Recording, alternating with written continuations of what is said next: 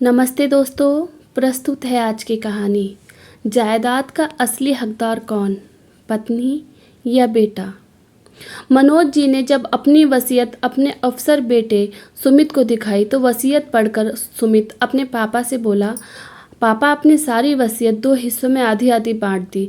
जब आप दोनों मेरे पास ही रहते हैं तब मम्मी को बराबर का हिस्सा देने की क्या ज़रूरत थी। आपको मुझ पर विश्वास नहीं है क्या।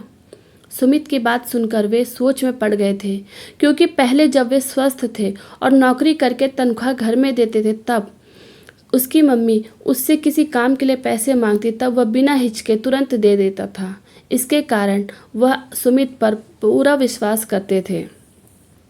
नौकरी से रिटायर होने के बाद अपनी रिटायरमेंट का सारा पैसा उसी के नाम करने के बारे में सोच रहे थे, लेकिन कुछ दिनों पहले अचानक उनको दिल का दौरा पड़ा। तब अस्पताल में इलाज करवाने के बाद वह घर पर रहकर आराम कर रहे थे। तब एक दिन जब वो आंख मूंद कर लेटे हुए थे तब उन्होंने सुना उनकी पत्नी सुमन जी, जो ब्लड प्रेशर और शुगर की मरीज़ थी, रोज़ाना ब्लड प्रेशर और शुगर को कंट्रोल करने की दवाइयाँ खाती थी। दवाई ख़त्म होने पर जब उन्होंने बेटे से दवाई के लिए पैसे मांगे तब सुमित बोला, मेरे पास दवाई के पैसे नहीं हैं। जितने पैसे पापा ने तनख्वाह के लिए दिए थे वो सब आपके इलाज में ही ख़त्म हो गए हैं। अभी तो मैं अपनी पत्नी और बच्चों के साथ मूवी देखने जा रहा हूँ। दवाई के पैसे कल दे दूँगा। वैसे भी अगर एक दिन दवाई नहीं खाओगी तो कुछ आसमान नहीं टूट पड़ेगा। बेटे की बातें सुनकर सुमन जी दुखी हो गई और बेटा पत्नी और बच्चों को लेकर शान से मूवी देखने चला गया। बेटे और बहू बच्चों के जाने के बाद सुमन जी पति के लिए खाना लेकर आई। तब वह ज़बरदस्ती मुस्कुराते हुए उनकी प्लेट में खाना लगा रही थी। तब पत्नी को देखकर वो मुस्कुराते हुए बोले, परेशान मत हो, मेरे पास कुछ पैसे रखे हैं, उनमें से मैंने तुम्हारे लिए शुगर की और ब्लड प्रेशर की दवाइयाँ ऑनलाइन मंगा ली हैं। मुझे पता है इस वक्त तुम जानबूझकर मुस्कुरा रही हो। पति की बात सुनकर सुमन जी की आंखें भर आईं। तब उन्होंने प्यार से समझाते हुए कहा, तुम मेरी जीवन साथी हो, दुखी मत हो, मैंने तुम्हारे लिए रास्ता तलाश कर लिया है। अरे अब तो मुस्कुरा दो। सुमन जी के चेहरे पर मुस्कान आ गई थी, क्योंकि उन्हें अपने पति पर खुद से ज़्यादा भरोसा था। बेटे की बातें सुनकर मनोज जी बोले, बेटा ये जो तू अफसर बना है ना, इसमें मेरा और तेरी मम्मी का बराबर का योगदान है। मैंने तो तुझ पर पैसे खर्च करे, लेकिन तेरा सपना था ना बैंक में अफसर बनने का, उसके लिए मेहनत तेरी मम्मी ने की थी। यदि तेरी मम्मी दिन रात तुझे पढ़ने के लिए प्रेरित नहीं करती तो आज इतनी अच्छी तनख्वाह नहीं पाता।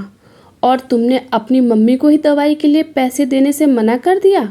भूल गया तो वह दिन जब तू बीमार पड़ जाता था, तब वह कई बार तेरी दवाई खत्म होने पर यह सोचकर मुझे ऑफिस में देरी से आने के कारण कहीं दवाइयों के लिए देर ना हो जाए, तेरी मम्मी कई किलोमीटर पैदल चलकर तेरे लिए दवाई लेकर आती थी।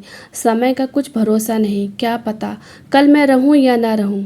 मैं नहीं चाहता कि मेरी पत्नी अपनी ज़रूरतों के लिए किसी के सामने हाथ फैलाए। इसीलिए मैंने अपना हिस्सा 2 बराबर भागों में बांटकर आधा तेरा और आधा उसके नाम कर दिया है। वैसे भी मेरी कमाई में तुझसे ज़्यादा उसकी बराबरी का ज़्यादा हक है, क्योंकि यदि गृहस्थी के संचालन में वह बराबर का योगदान ना देती तो मैं ढंग से नौकरी नहीं कर पाता। इसलिए मेरी कमाई पर सिर्फ मेरी पत्नी का हक है। परंतु तुझे दुख ना हो इसलिए इसके कहने पर ही मैं अपनी आधी धनराशि तेरे नाम कर रहा हूँ, क्योंकि तू इसकी सेवा करेगा, इसे अभी तुझ पर विश्वास है। लेकिन कल जब तुमने इसे दवाई के पैसे देने के लिए मना कर दिया तब मेरा विश्वास हमेशा के लिए उठ गया। एक दिन दवाई ना लेने से बेटे बहुत कुछ बिगड़ जाता है। तुझे तेरी मम्मी की ज़रूरत ना हो, लेकिन मुझे मेरी पत्नी की बहुत ज़रूरत है, क्योंकि वह तुझसे ज़्यादा मेरा ध्यान रखती है। तू तो फिर भी अपनी पत्नी और बच्चों के साथ जब मन करता है घूमने चला जाता है, लेकिन जब से मैं बीमार पड़ा तेरी मम्मी मुझे एक पल के लिए भी छोड़कर कहीं नहीं गई। पापा की बातें सुनकर सुमित बेहद शर्मिंदा हो गया था। शर्म के मारे उसकी नज़रें धरती में गड़ गई थी। वह हाथ जोड़कर अपनी मम्मी से बोला, मम्मी मुझे माफ़ कर दो, मैंने आपका विश्वास तोड़ दिया। फिर पापा से बोला, पापा मुझे बराबर का हिस्सा नहीं चाहिए, सारा पैसा मम्मी के नाम कर दो, क्योंकि मम्मी ही आपका ध्यान रखती हैं। आपकी सारी कमाई की हकदार हैं वो। मुझे सिर्फ माफ़ी चाहिए और कुछ नहीं। मैं निस्वार्थ भाव से आप दोनों की सेवा करना चाहता हूँ। ये कहते हुए उसकी आंखों में आंसू आ गए थे। तब सुमन जी ने कहा, माफ़ करने वाले का दिल तो बहुत बड़ा होता है, इसलिए मैंने तुझे माफ़ कर दिया।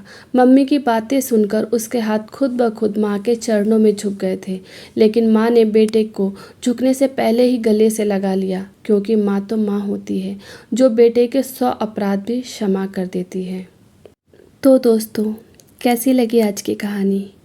क्या मनोज जी ने बेटे को सबक सिखाने के लिए ठीक किया?